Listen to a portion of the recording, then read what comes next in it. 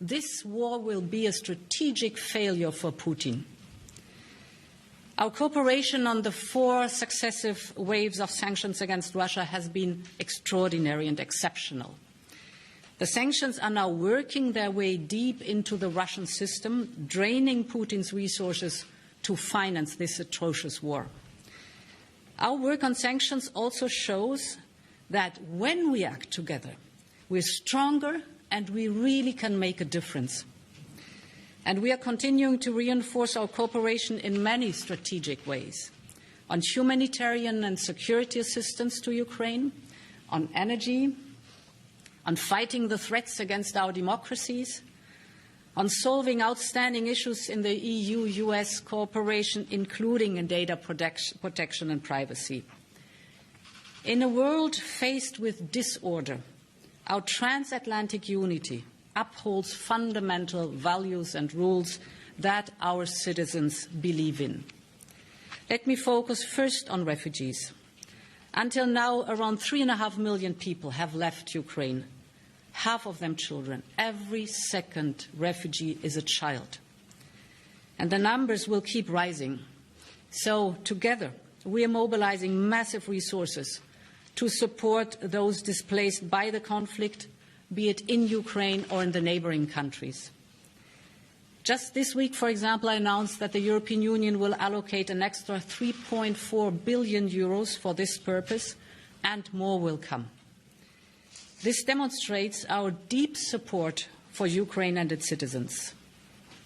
And I want to tell the American people how grateful Europe is for their unwavering support.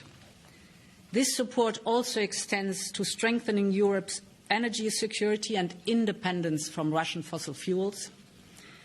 As you know, we aim to reduce this dependency on Russian fossil fuels and to get rid of it. And this can only be achieved through, of course, first of all, investment in renewables, but also through additional gas supplies, including LNG deliveries. So we want, as Europeans, to diversify away from Russia towards suppliers that we trust, that are friends, and that are reliable.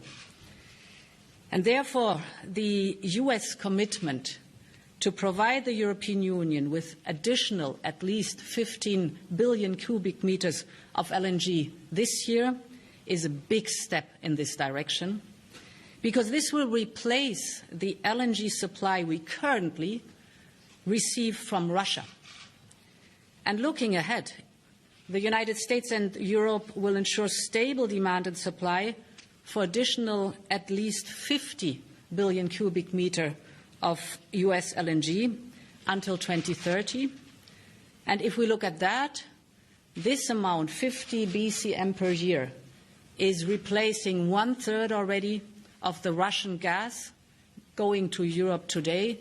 So we are right on track now to diversify away from Russian gas and towards our friends and partners, reliable and trustworthy suppliers. We need to secure our supplies not just for next winter, but also for the years ahead. And this is an important, a big starting point to do that. Our partnership aims to sustain us through this war, to work on our independence from Russian fossil fuels, but it also focuses on building a greener future with climate neutrality. We will work together also with our energy-intensive industry, and the good news is that the infrastructure that we use for gas today can be used for clean hydrogen in the future. So this investment we are doing right now is also an investment in the decarbonizing of our economy. The cooperation shows the power of our democracies. I particularly welcome that we will step up our respective action on strengthening democracies, the rule of law, the freedom of media in the world, and we also need to continue adapting our own democracies to a changing world. This is particularly true when it comes to digitalization, in which the protection of personal data and privacy has become so crucial. And therefore, I'm very pleased that we have found an agreement in principle on a new framework for transatlantic data flows.